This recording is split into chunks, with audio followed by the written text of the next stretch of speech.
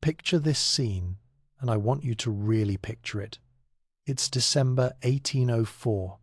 Snow is falling in what will someday be North Dakota, and Meriwether Lewis, the same Lewis who's supposed to be opening up the American West, is watching his men boil candles for dinner. Candles for dinner. This is the core of Discovery, the expedition that Thomas Jefferson sent out to map a continent. These are supposed to be the men who are going to show America how to live in the wilderness, and they're so desperate for food that they're melting down their only source of light and trying to make soup out of tallow and wick. Now here's what gets me about this moment.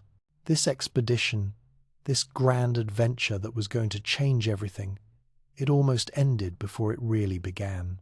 Not from Indian attacks, not from grizzly bears or mountain lions, or any of the dramatic deaths you might expect.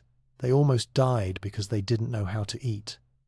But something miraculous happened that winter among the Mandan villages along the Missouri River. Something that would save more lives than all the rifles and medical supplies they carried combined. The Americans learned to make pemmican. Think about that word for a second. Pemmican. It sounds almost exotic now, doesn't it? But this simple mixture of dried meat, berries, and rendered fat became the foundation of wilderness survival for the next 50 years. The mountain men who would follow Lewis and Clark, men like Hugh Glass and Jim Bridger and Kit Carson, they all owed their lives to lessons learned that winter of 1804. The knowledge came from multiple sources, and this is where the story gets really interesting. You had French voyageurs who had been perfecting wilderness cuisine for 2 centuries. Men like Pierre Cruzat, who taught the Americans how to make boudin from buffalo intestines. Now, I know what you're thinking. Buffalo intestines don't sound particularly appetizing, but when you're facing starvation in the middle of nowhere, your definition of appetizing changes pretty quickly. And then you had Sacagawea, 16 years old, carrying her infant son, and she knew more about keeping people alive in the wilderness than any of those experienced soldiers. She showed them which roots could fill empty bellies when the game disappeared, which plants could cure scurvy, how to read the landscape like a menu. These weren't just survival tips they were learning. This was a complete education in how to live where civilization ended. And the men who absorbed these lessons really absorbed them. They became something different. Take John Colter. Here's a man who literally ran naked through Blackfoot territory for 11 days. 11 days. No clothes, no weapons, no food except what he could find. Grasshoppers, tree bark, anything that would keep him alive 1 more hour. When he finally stumbled into a fort, the other trappers thought they were seeing a ghost. But here's the thing that really gets me about Colter's story. He didn't just survive that ordeal. He emerged from it transformed. He understood something about the wilderness that most men never learned. He could read animal tracks like other men read books. He could smell water from miles away. He knew which plants would heal wounds and which ones would kill you. The voyageurs had been developing this knowledge for generations. French-Canadian fur traders who had learned from the Indians mixed that wisdom with European techniques and created something entirely new. They could take a single buffalo and turn it into enough food to last a brigade through an entire winter. Nothing wasted. Every part of the animal used. Picture a voyageur camp in 1810. These men would arrive with pack trains loaded down with iron kettles, salt, flour, all the basics of civilization. But within days, they were living entirely off the land. They knew which rivers held the fattest trout. They could predict where the elk herds would be grazing 3 weeks in the future. They understood the seasonal rhythms of the wilderness like farmers understood crop cycles. And the Americans were fast learners. They had to be. The men who couldn't adapt died. It was that simple. William Clark wrote in his journal about watching Sacagawea prepare a meal from plants that looked like weeds to him. She gathered them systematically, like a pharmacist filling prescriptions, some for nutrition, some for flavor, some for medicine. She was conducting a symphony of survival, and the Americans were just beginning to hear the music. The winter with the Mandans became like a university for wilderness living. Every day brought new lessons. How to preserve meat in sub-zero temperatures. How to make containers from animal hides that wouldn't leak. How to start fires with wet wood. How to read weather patterns that could mean the difference between life and death. But perhaps most importantly, they learned respect. The Indians didn't just take what they needed from the wilderness, they participated in it. Every animal killed required specific rituals. Every plant gathered demanded proper prayers. This wasn't superstition. This was a complex system of resource management that had kept these peoples alive for thousands of years. Lewis and Clark's men watched Mandan hunters approach a buffalo herd. The ceremony, the precision, the reverence, it was unlike anything they had ever seen. These weren't just hunters. They were participating in an ancient dance between predator and prey, taking only what was needed, using every part of what was taken. And slowly, gradually, some of the Americans began to understand. The wilderness wasn't something to be conquered, it was something to be joined. When spring came and the expedition continued west, they carried with them more than just geographical knowledge. They carried a new way of thinking about survival, about abundance and scarcity, about the delicate balance required to live in harmony with a landscape that could kill you if you made a single mistake. The men who truly absorbed these lessons would become legends. They would push deeper into the mountains than any white men before them. They would establish trade routes and build relationships with tribes that had never seen Europeans. They would survive winters that would have killed entire armies. But most importantly, they would pass on this knowledge to other mountain men, to trappers and traders and guides, to anyone brave enough or desperate enough to venture beyond the edge of civilization. The pemmican they learned to make that winter would feed Jim Bridger's brigades 30 years later. The plant knowledge Sacagawea shared would save wagon trains crossing the Oregon Trail. The hunting techniques they witnessed would be passed down through generations of frontiersmen. Here's what I want you to understand about this moment in history. When Lewis and Clark's men were boiling candles for dinner, they were at the absolute edge of European knowledge about wilderness survival. Everything they knew about living off the land came from farming communities and European forests. They were completely unprepared for the scale and emptiness of the American West. But when they emerged from that winter with the Mandans, they carried with them the accumulated wisdom of countless generations of indigenous peoples. They had been given access to a library of survival knowledge that had been thousands of years in the making. And that knowledge was about to transform everything. The mountain men who would follow them into the Rockies weren't just adventurers or entrepreneurs. They were the inheritors of this ancient wisdom, combined with European technology and American ambition. They would push the boundaries of human endurance. They would live where others died. They would turn the vast wilderness of the American West into their personal hunting ground.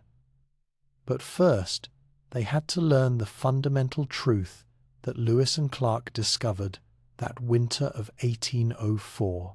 In the wilderness, knowledge isn't just power.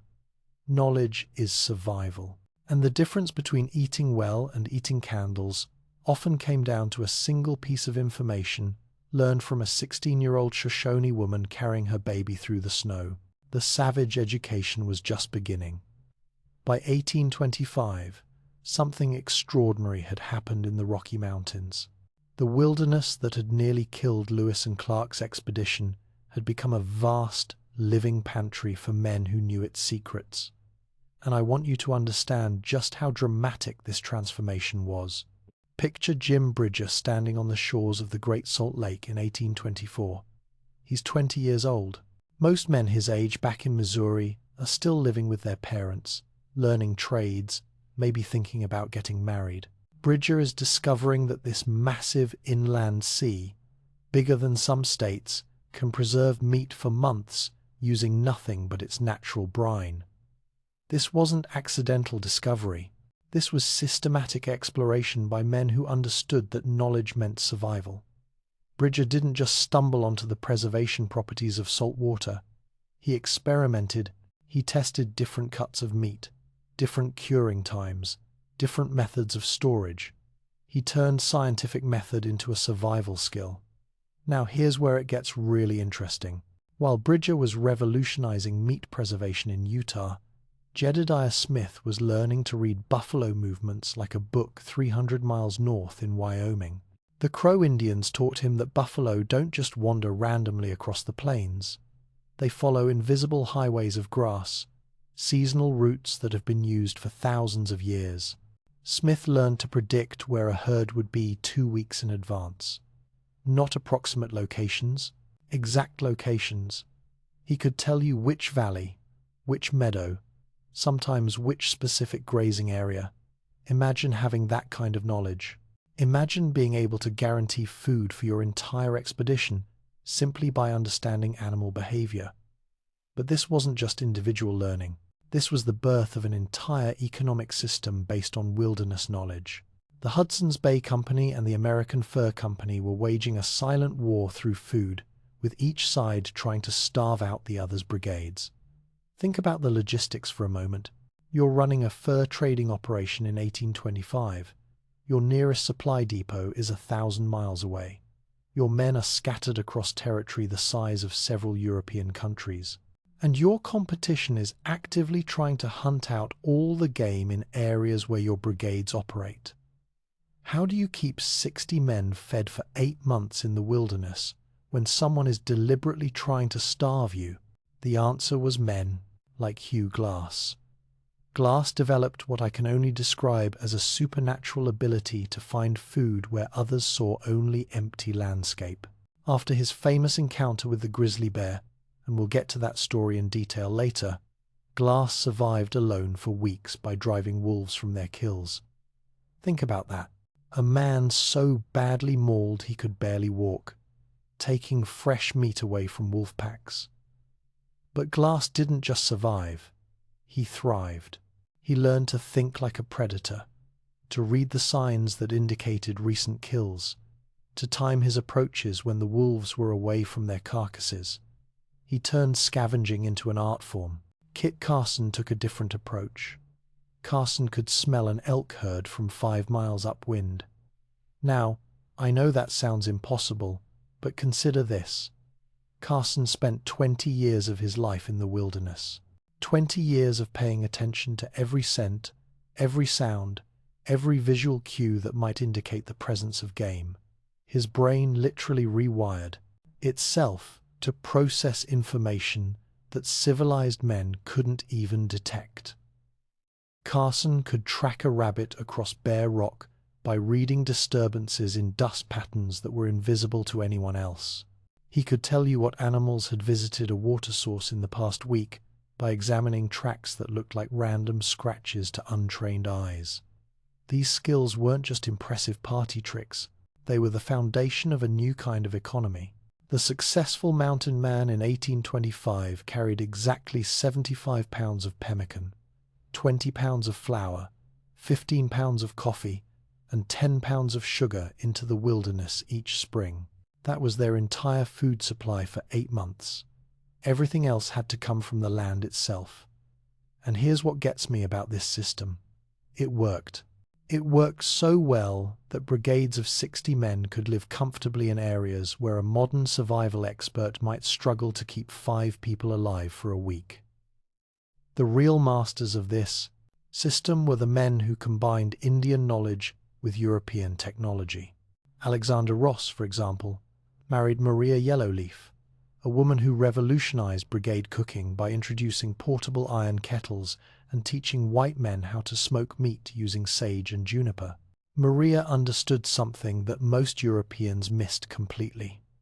The flavor of smoked meat wasn't just about taste, it was about preservation. Different woods imparted different preservative qualities. Sage prevented certain types of spoilage. Juniper added compounds that kept insects away. Cedar created environments hostile to harmful bacteria. She was practicing biochemistry without knowing the scientific terms for what she was doing. By 1830, the mountain men had developed their own seasonal rhythms. Spring was for travel and exploration, following the traplines deeper into unmapped territory. Summer was for hunting and gathering, building up the supplies that would carry them through winter.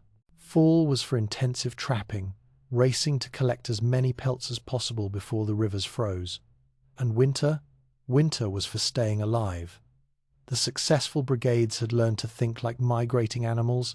They identified winter camps based on game availability, water access, protection from weather, and proximity to Indian villages where they could trade for additional supplies if necessary. But here's the crucial difference between the mountain men and the Indians they learned from. The Indians had developed sustainable relationships with their environment over thousands of years. They took only what they needed. They moved seasonally to prevent overuse of resources. They maintained populations that the land could support indefinitely. The mountain men were extractors. They were there to take as much as possible, as quickly as possible, and move on. This fundamental difference would eventually destroy the very system that sustained them. But in 1825, that future was still invisible. What mattered in 1825 was knowledge, and the men who possessed the most knowledge became kings of vast wilderness kingdoms. Jim Bridger controlled territory the size of New England. He knew every game trail, every water source, every seasonal pattern across thousands of square miles. Trappers would travel hundreds of miles just to get advice from Bridger about where to set their lines. Jedediah Smith had mapped routes across deserts that killed other expeditions. He could guide parties of men across landscapes where a single wrong turn meant death for everyone. His knowledge of water sources in the southwest was literally the difference between life and death for anyone attempting those crossings. Hugh Glass had become something like a wilderness prophet. Men would seek him out not just for survival advice, but for psychological preparation. Glass had faced death so many times and in so many ways that he could teach others how to maintain mental discipline when everything went wrong. These weren't just tough guys or good hunters. These were men who had absorbed centuries of indigenous knowledge and combined it with European tools and American ambition to create something entirely new. They had become human embodiments of geographical knowledge, walking libraries of survival wisdom, and they were about to face their greatest test. Because the buffalo, the foundation of everything they had learned, were about to teach them the most important lesson of all. The buffalo stood at the absolute center of mountain man survival, but taking one properly required what I can only describe as ritual precision. And when I say ritual, I don't mean some quaint ceremony. I mean life or death protocols that determined whether you ate well for weeks or whether you wasted the most important resource in the wilderness. Here's what you need to understand about buffalo hunting in 1830. This wasn't the mass slaughter that would come later. This was surgical procurement of exactly what you needed, when you needed it, using methods that honored both the animal and the survival requirements of your brigade.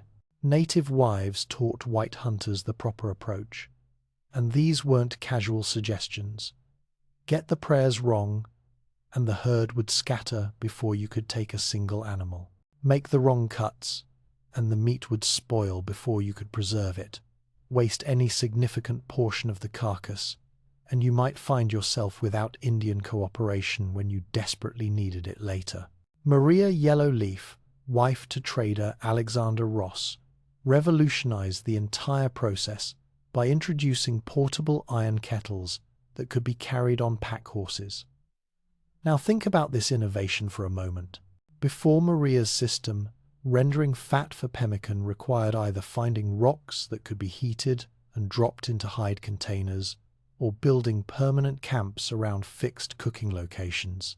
With portable iron kettles, a brigade could process a buffalo kill anywhere.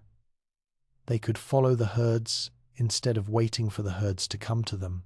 This single technological adaptation multiplied the effective range of hunting operations by hundreds of miles. But Maria did more than just improve equipment.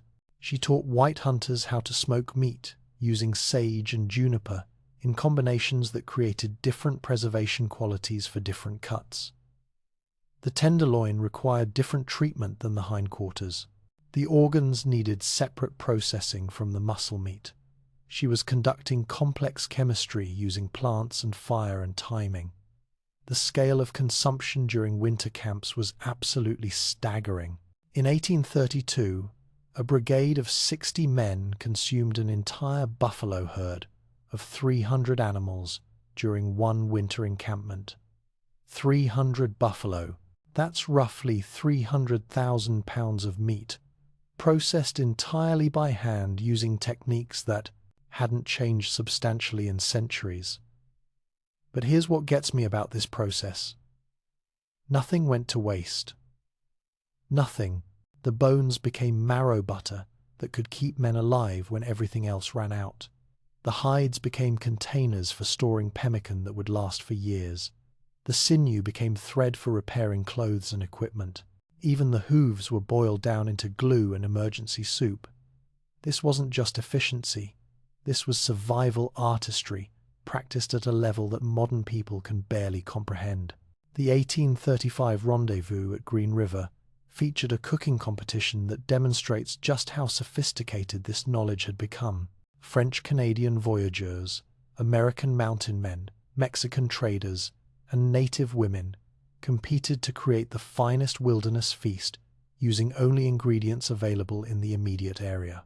The winner was a Shoshone woman named Grass Singing, who prepared a stew using 16 different wild plants that no white man could identify. 16 different plants, each added for specific nutritional, medicinal, or flavor purposes. She had turned the surrounding landscape into a gourmet kitchen that sustained her people for generations. But let me tell you about the runner-up, because his approach shows how far the White Mountain Men had come in adapting indigenous knowledge. Bill Williams combined buffalo tongue, elk heart, beaver tail, and wild onions into what the judges described as the finest meat dish they had ever tasted in the wilderness. Williams understood something crucial about animal anatomy that most hunters missed. Different cuts from different animals provided different nutrients. Buffalo tongue was rich in fats that prevented scurvy. Elk heart provided iron and protein that sustained energy over long periods. Beaver tail contained oils that improved cold weather tolerance. He wasn't just cooking, he was formulating survival medicine using animal parts as active ingredients. The hunting itself had become a sacred dance between predator and prey, guided by protocols that determined success or failure. Native hunters approached buffalo herds using wind patterns, terrain features, and animal behavior predictions that took years to master. A successful hunt required understanding buffalo's social structure. Which animals were sentries?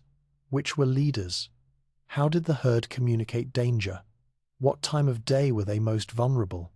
What weather conditions created hunting opportunities? White hunters who ignored these protocols failed. It was that simple. You couldn't just ride up to a buffalo herd and start shooting. The animals would scatter across miles of prairie, and you'd be left with nothing but wasted ammunition and hungry men. But the men who learned properly could take exactly the animals they needed with minimal disturbance to the herd.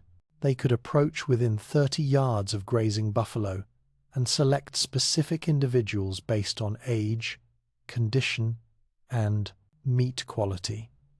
The processing afterward required equal precision. The carcass had to be opened properly to prevent contamination.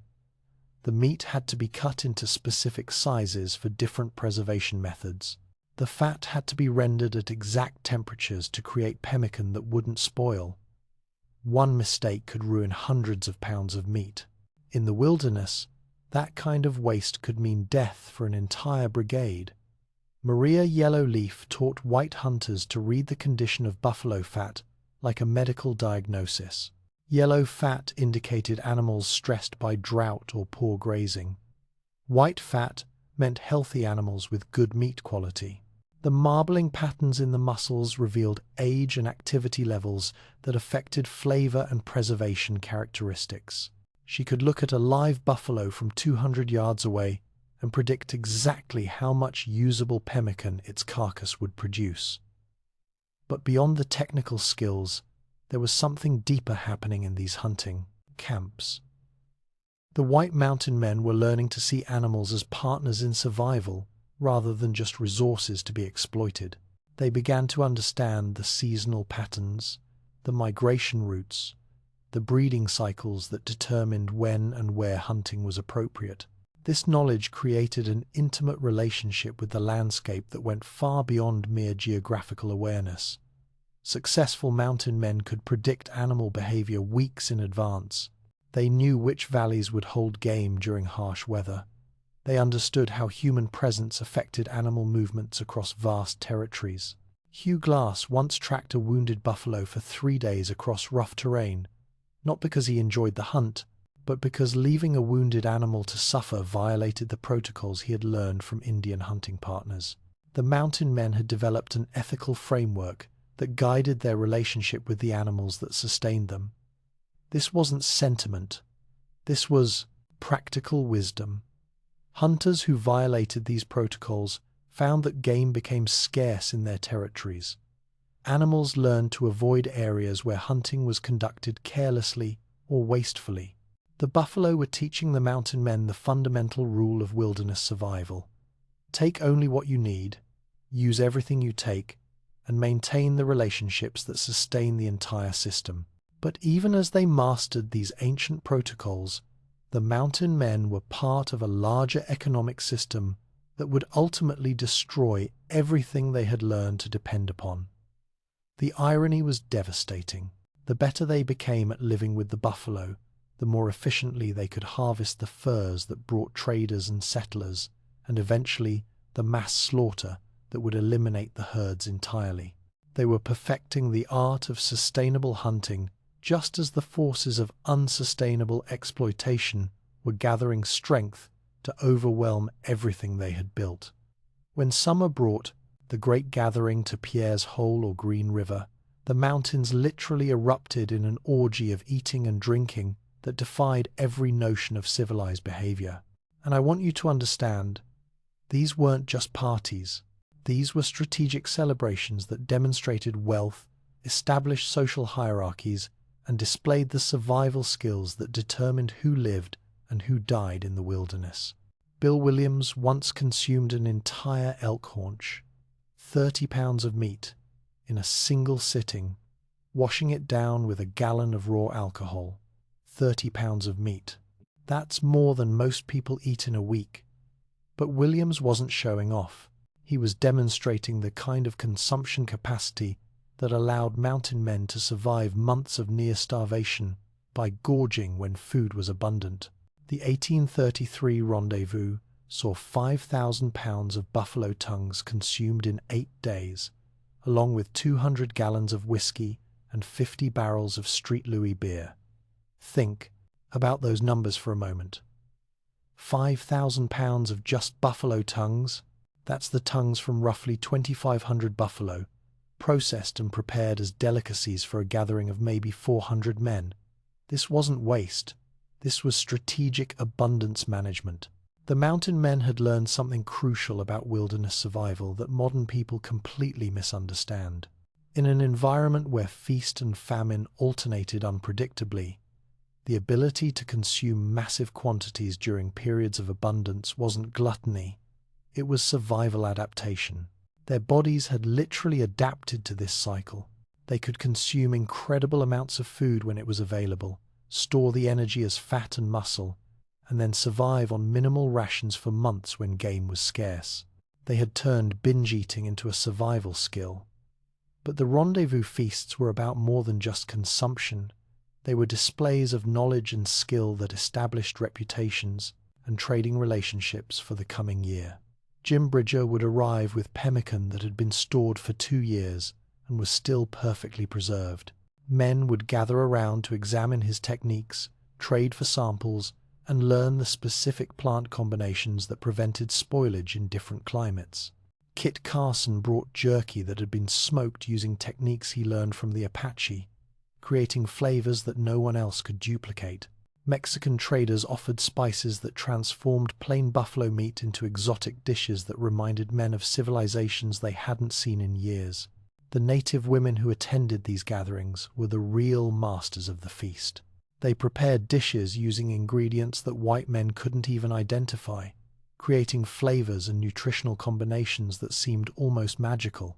White Dove, a Ute woman married to trader William Bent, became legendary for a stew that used 23 different wild plants gathered within 5 miles of the rendezvous site. Men would travel hundreds of miles hoping to taste that stew again, and many tried to recreate it using plants they had seen her gather. None succeeded. The knowledge required went far beyond simple ingredient identification. White Dove understood which plants could be safely combined, which required specific preparation methods, which provided particular nutritional benefits when processed correctly. She was practicing sophisticated ethnobotany without having any formal scientific training. But between these wild celebrations lay the brutal reality of wilderness survival. Joe Meek's brigade survived the winter of 1837 by eating their horses, their pack saddles, and finally their own moccasins.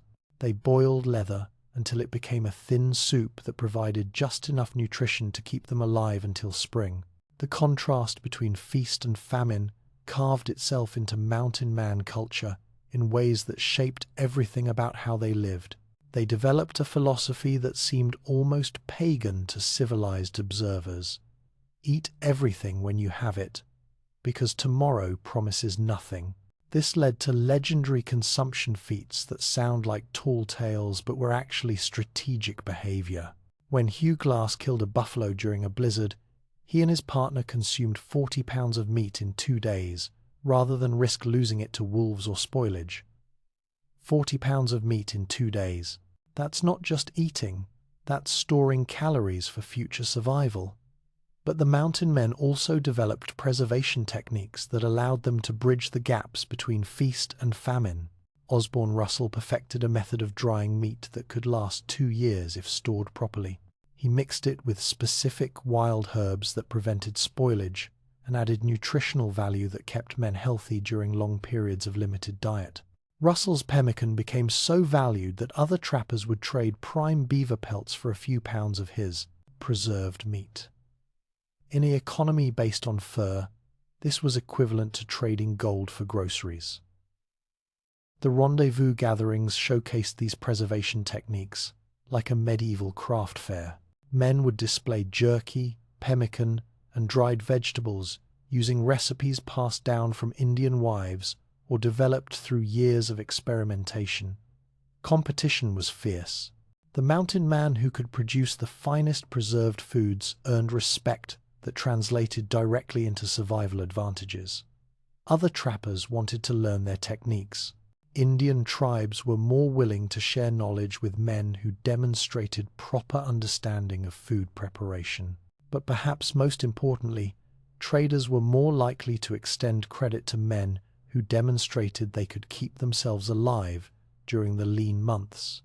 The drinking at these gatherings was equally strategic.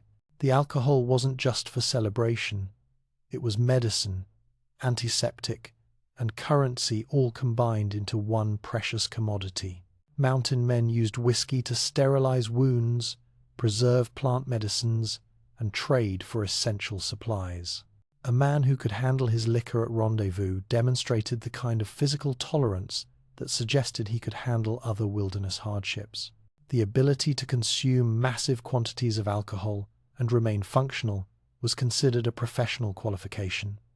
And the gambling, the endless card games and contests and bets, these weren't just entertainment. They were ways of redistributing resources among men who might not see each other again for years. Winners accumulated supplies and equipment. Losers learned valuable lessons about resource management. Everything about rendezvous culture was designed to prepare men for another year of survival in the wilderness. The women who participated in these gatherings were often the most skilled survival experts present. They brought knowledge of plant medicines, food preservation, hide preparation, and seasonal resource management that had been refined over generations. Prairie Rose, a Cheyenne woman who married French trapper Antoine Robidoux, became famous for a method of preparing buffalo marrow that could cure scurvy when mixed with specific berries. Her technique saved countless lives during the brutal winter of 1838. But these women were also cultural bridges between the mountain men and the Indian tribes they depended upon for survival. They translated not just languages, but entire systems of knowledge about living in harmony with the natural world. The mountain men who married Indian women and took their knowledge seriously survived longer and prospered more than those who tried to impose European methods on the American wilderness. As the 1840s approached, the rendezvous gatherings began to change character. The beaver were disappearing. The easy money was gone. Competition for remaining resources was becoming deadly serious. The feasts grew more desperate, the drinking heavier, the gambling more reckless. Men were consuming their accumulated wealth as quickly as possible because they could see the end coming. The great age of the mountain man was ending, and they were trying to devour every last moment of abundance before the wilderness they had learned to master finally disappeared forever. By 1840, the beaver had vanished. And when I say vanished, I mean the creatures that had sustained an entire economic system for 30 years were simply gone from vast areas where they had once been abundant. The mountain men faced their apocalypse, and it came not with violence or disease, but with empty traps and empty bellies. The last rendezvous in 1840 told the entire story in a single, devastating scene. Men who had been kings of the wilderness just 5 years earlier were now fighting over scraps like starving dogs. Jim Beckwourth watched his companions reduced to eating tree bark and boiled leather while debating whether to surrender their weapons for a handful of flour. Picture that moment. These were men who had learned to live like gods in the mountains. They could track animals across terrain that looked empty to everyone else. They could find food where others saw only rocks and sagebrush. They had mastered survival skills that seemed supernatural to civilized observers, and now they were starving. The problem wasn't just that the beaver were gone. The problem was that the entire ecosystem of abundance the mountain men had learned to exploit was collapsing. The buffalo herds were moving away from areas where intensive trapping had disrupted their traditional routes. Other game animals had become scarce in regions where too many humans had been hunting too intensively for too many years. The mountain men had learned to live sustainably within Indian resource management systems, but they had never learned to live sustainably within their own extraction economy. Here's what gets me about this period. The men who survived the transition were the ones who could adapt their hard-won wilderness knowledge to completely different economic circumstances. They became guides, scouts, traders, anything that would let them use their survival skills to make a living. Some turned to hunting buffalo for their hides, but this proved to be a devil's bargain that would ultimately destroy the very foundation of wilderness survival. The buffalo hide trade required killing massive numbers of animals for their skins alone, leaving tons of meat to rot on the plains. Everything the mountain men had learned about reverence and careful use was abandoned in favor of pure extraction economics. Black Harris, guiding settlers in 1845, wept as he watched emigrants shoot buffalo for sport, leaving the carcasses to rot. Harris had spent 20 years learning to use every part of every animal he killed. He had been taught by Indian wives that wasting meat brought spiritual, punishment, and practical consequences. Now he was watching greenhorns destroy in hours what it had taken him decades to understand. The California migration offered temporary salvation for some mountain men. Joseph Walker and Thomas Fitzpatrick found work guiding wagon trains, teaching greenhorns how to find water, which plants were edible, and how to make meat last across 2,000 miles of desert and mountain. But each wagon train destroyed a little more of the wilderness that had sustained the mountain men. The emigrants brought diseases that killed Indian populations. They overhunted game along the traditional routes. They consumed firewood and water resources faster than natural systems could replace them. The mountain men found themselves in the impossible position of being paid to destroy their own world. Walker, guiding settlers across the Sierra Nevada in 1843, taught them how to preserve meat using methods he had learned from the Shoshone. But the settlers used these techniques to stockpile food for permanent communities rather than for seasonal survival cycles. They were learning mountain man skills to establish the very civilization that made mountain man life impossible. The Mexican War of 1846 brought strange employment for aging mountain men. Kit Carson and others found themselves teaching soldiers how to live off scorpions and cactus in the southwestern deserts. The United States Army was suddenly very interested in the survival knowledge that mountain men had spent decades accumulating. They introduced the military to pemmican and jerky, revolutionizing army rations. They taught soldiers how to find water in desert environments, how to read weather patterns that could save or kill an entire column of troops. But wearing uniforms and taking orders felt like death to men who had lived as free agents in the wilderness. Carson later described his military service as the most difficult period of his life, not because of physical hardships, but because of the psychological constraints of operating within a command structure. The 1850s saw the final transformation of the mountain man economy. The survivors opened trading posts where they sold their wilderness knowledge for gold, teaching emigrants which berries cured scurvy and how to make soup from buffalo hooves. Jim Bridger's fort became a stopping point where greenhorns could purchase not just supplies, but survival education. Bridger would teach them how to read animal tracks, how to predict weather changes, how to navigate by stars and landscape features. He was literally selling the knowledge that had once made him a king of the wilderness to people who would use it to establish farms and towns and everything else that made wilderness life impossible. The irony was devastating. The better the mountain men became at teaching others to survive in the West, the faster they accelerated their own obsolescence. John Johnston, who became known as Liver-Eating Johnson, represents the darkness that consumed many mountain men during this period. Whether the stories about him consuming the livers of Crow warriors in revenge for his murdered wife were true or myth, they reflected the psychological breakdown that occurred when men who had lived as predators found themselves suddenly transformed into prey. Johnston survived by becoming a caricature of everything the mountain men had once been. He performed wilderness skills for tourists, told increasingly elaborate stories about his adventures, and slowly descended into alcoholism and madness. By 1860, most mountain men were dead, drunk, or reduced to carnival attractions, demonstrating fire-starting and jerky-making for gawking tourists who had no idea they were watching the last representatives of a way of life that had once dominated half a continent. The knowledge they had accumulated didn't die with them, but it was transformed into something completely different. Their survival techniques became military training protocols. Their food preservation methods became commercial processes.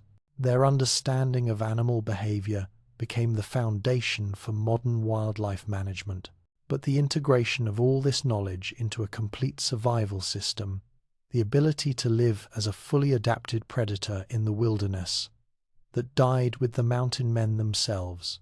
The last generation of true mountain men spent their final years watching railroad crews blast through mountain passes they had discovered, watching cattle ranchers fence off valleys where they had once hunted freely, watching towns spring up around water sources they had depended upon for survival. They had lived long enough to see their kingdom transformed into someone else's civilization, and perhaps most tragically, They had been the agents of that transformation. Every trail they blazed brought more settlers. Every map they drew brought more development. Every survival technique they taught brought more people who didn't need to live the way mountain men lived. They had spent 30 years learning to be perfectly adapted to a wilderness that no longer existed. The Mexican War of 1846 brought the strangest employment imaginable for aging mountain men. Kit Carson, who had spent 20 years learning to live like a ghost in the wilderness, suddenly found himself wearing a United States Army uniform and teaching soldiers how to survive on scorpions and cactus in the southwestern deserts. Think about the psychological adjustment required here. Carson had operated as a completely free agent for most of his adult life. He made decisions based on weather patterns, animal behavior, and seasonal resource availability. His survival depended on his ability to adapt instantly to changing circumstances. Now he was taking orders from officers who had never spent a night sleeping on the ground, but the army desperately needed what Carson and men like him knew.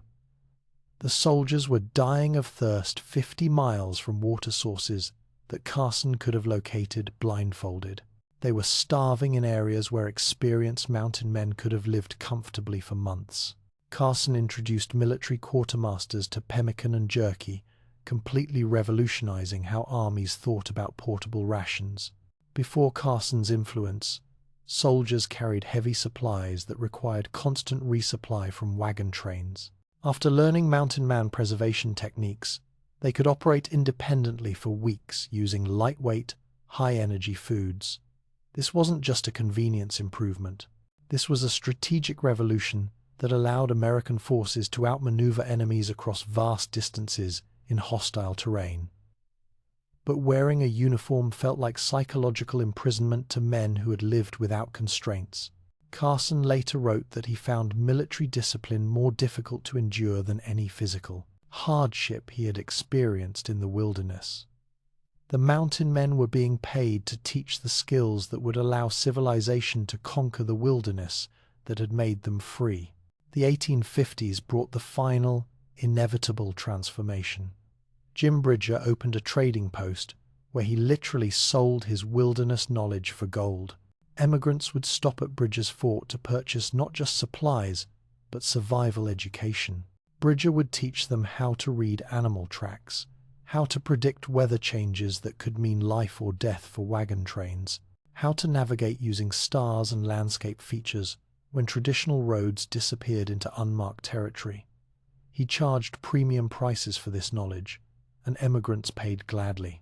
They understood they were purchasing information that could save their lives and the lives of their families. But here's what gets me about Bridger's business model.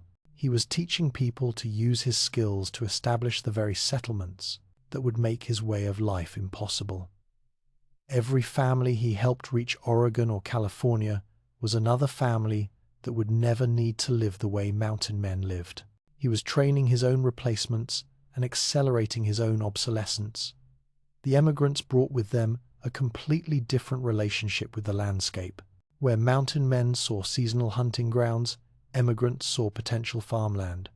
Where mountain men saw winter camps, emigrants saw town sites. Where mountain men saw sustainable resource management, emigrants saw natural resources waiting to be exploited. The collision between these worldviews was often devastating for the mountain men. Hugh Glass, who had survived being mauled by a grizzly bear and crawling 200 miles to safety, died in 1833 during a fight with Arikara warriors. But many of his contemporaries might have envied his death. Glass died as a mountain man, still living according to the codes and skills that had defined his identity. Men like Bridger lived long enough to watch their entire world disappear. John Johnston, the infamous liver-eating Johnson, became a macabre legend during this period. Whether the stories about him consuming the livers of Crow warriors in revenge for his murdered wife were true or myth, they reflected the psychological darkness that consumed men who had lost their place in the world. Johnston survived by becoming a grotesque caricature of everything the mountain men had once represented. He performed wilderness demonstrations for tourists, told increasingly elaborate stories about his adventures, and slowly descended into alcoholism and madness. He died in 1800, a curiosity in a world that had moved beyond any need for his skills. But the knowledge itself refused to die, even as the men who had perfected it disappeared or descended into irrelevance. During the Civil War, Confederate raiders used Mountain Man pemmican recipes to sustain themselves behind Union lines. The preservation techniques that had kept Jim Bridger's brigades alive during brutal winters now allowed guerrilla fighters to operate independently for weeks in enemy territory. The Indian Wars saw military scouts teaching soldiers how to track enemies and preserve meat using techniques learned directly from Kit Carson and Jim Bridger. The United States Army had institutionalized Mountain Man knowledge as part of its standard operating procedures. Even as the frontier officially closed, the wisdom accumulated by mountain men continued to influence American expansion. Surveyors mapping the transcontinental railroad routes used navigation techniques developed by Jedediah Smith. Cattle ranchers employed grazing rotation methods adapted from buffalo hunting protocols. The mountain men had become the fathers of American expertise in living on hostile landscapes. By 1890, most of the original mountain men were dead, but their knowledge had been transformed into something completely different from what they had originally practiced. Military survival training programs taught soldiers to make jerky using methods perfected by Hugh Glass, but they taught these techniques as emergency procedures rather than as fundamental life skills.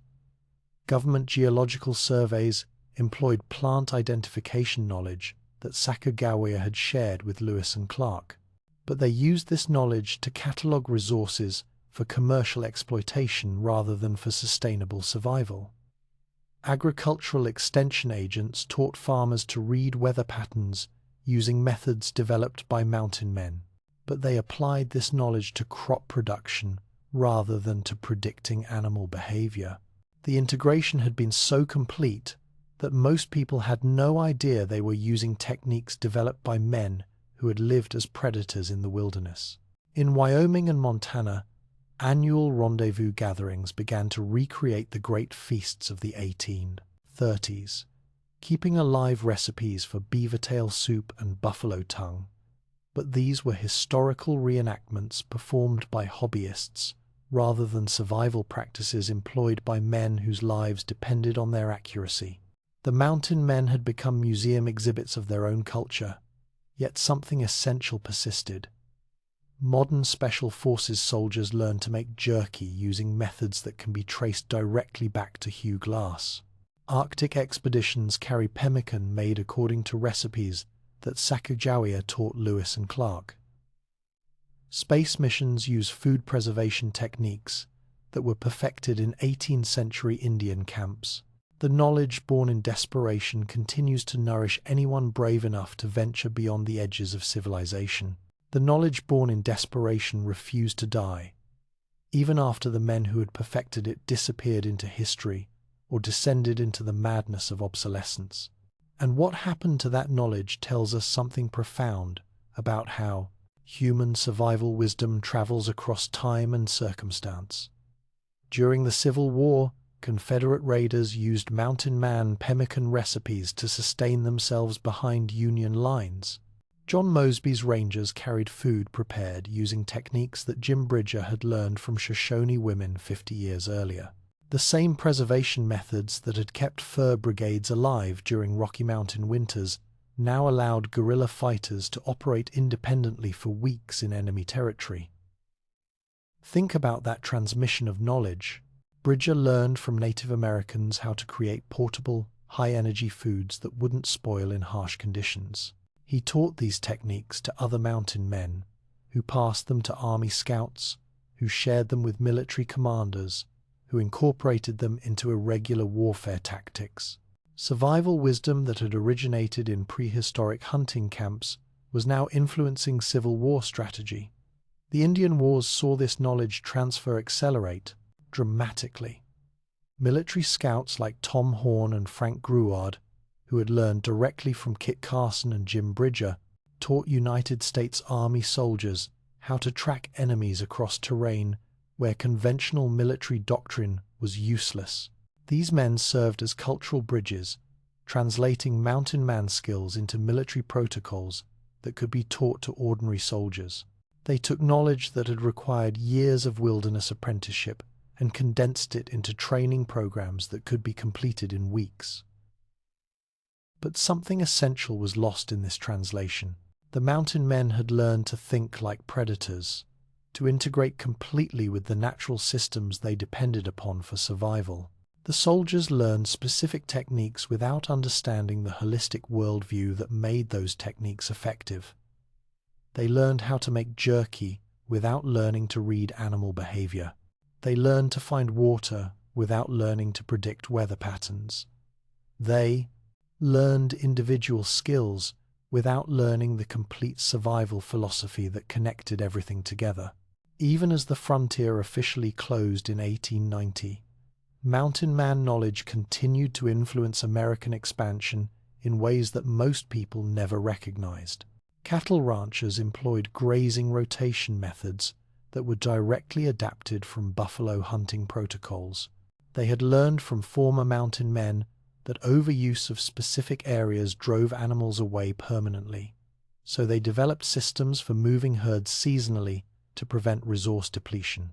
Railroad surveyors mapping transcontinental routes used navigation techniques that Jedediah Smith had developed while crossing unmapped deserts. They navigated by reading landscape features and celestial patterns using methods that Smith had learned from Indian guides and refined through years of wilderness travel. Even agricultural extension agents teaching farmers to read weather patterns were passing on knowledge that could be traced back to men like Hugh Glass, who had learned to predict storms and seasonal changes because their survival depended on this information. The mountain men had become the invisible fathers of American expertise in managing hostile environments. By 1900, the transformation was complete. Military survival training programs taught soldiers to make jerky using methods that Hugh Glass had perfected after his grizzly bear encounter. But they taught these techniques as emergency procedures rather than as fundamental life skills. Government botanical surveys employed plant identification knowledge that Sacagawea had shared with Lewis and Clark, but they used this knowledge to catalog resources for commercial exploitation rather than for sustainable survival. University ethnobotany programs studied the same plant medicines that Maria Yellowleaf had used to keep fur brigades healthy during brutal winters, but they approached this knowledge as academic research rather than as practical healing wisdom. The integration had been so complete that most people had no idea they were using techniques developed by men who had lived as fully adapted predators in the wilderness. During World War II, Office of Strategic Services operatives learned to live off hostile landscapes using survival manuals that incorporated techniques developed by mountain men. Soldiers parachuting behind enemy lines carried emergency rations based on pemmican recipes that could be traced back to Mandan villages where Lewis and Clark had spent their educational winter. The knowledge had traveled from prehistoric hunting camps to modern warfare, crossing centuries and cultures while retaining its essential effectiveness. Today, Special Forces soldiers still learn to make jerky using methods that Hugh Glass developed while recovering from wounds that should have killed him. The specific techniques have been refined and updated, but the fundamental principles remain unchanged. Arctic expeditions carry pemmican, made according to recipes that Sacagawea taught Lewis and Clark 2 centuries ago. NASA has adapted these same preservation techniques for space missions, creating high-energy foods that won't spoil in extreme environments. Survivalists study the plant knowledge that Kit Carson learned from Apache guides, using field manuals that reproduce drawings of edible plants that were first documented by mountain men trying to stay alive in unfamiliar territory. The pemmican that saved countless mountain men now fuels Antarctic research stations and orbital laboratories. In Wyoming and Montana, Annual rendezvous gatherings recreate the great feasts of the 1830s, keeping alive recipes for beaver tail soup and buffalo tongue that most participants will never need to use for actual survival. But these gatherings serve a purpose beyond historical recreation. They preserve knowledge that might prove essential if modern food distribution systems ever fail. They maintain skills that could save lives during natural disasters or social disruptions. The mountain men understood something that modern civilization has largely forgotten: that human survival ultimately depends on knowing how to extract sustenance from the natural world using nothing but knowledge, skill, and determination. Their ghosts still whisper secrets to anyone who enters the mountains with an empty belly and an open mind. Modern wilderness therapy programs teach troubled teenagers to make fire and find food using techniques that can be traced directly back to John Coulter's naked run through Blackfoot territory. The specific circumstances are different, but the psychological transformation that occurs when people learn to meet their basic needs using only primitive skills remains exactly the same. Environmental education programs use tracking and plant identification methods that Kit Carson learned from Indian guides, teaching modern students to read landscapes that seem empty to untrained eyes. Even urban foraging movements employ knowledge that was first systematized by mountain men learning to identify edible plants in unfamiliar territories. The wisdom persists because it addresses fundamental human needs that haven't changed despite technological advancement. People still need to eat. They still need shelter. They still need to find water and make fire and protect themselves from hostile environments. The mountain men developed solutions to these eternal problems that work regardless of technological context. Their knowledge remains relevant because it addresses the biological reality of human survival rather than the temporary convenience of particular civilizations. The mountain men are gone, but their greatest discovery continues to nourish anyone brave enough to venture beyond the boundaries of conventional safety. They proved that humans can thrive in the harshest wilderness through knowledge, respect, and adaptation. They demonstrated that survival isn't just about having the right equipment. It's about understanding the fundamental principles that govern life in hostile environments. Their legacy lives on in every person who learns to read animal tracks, who understands which plants can save or kill, who knows how to preserve meat without refrigeration, who can find water where others see only desert.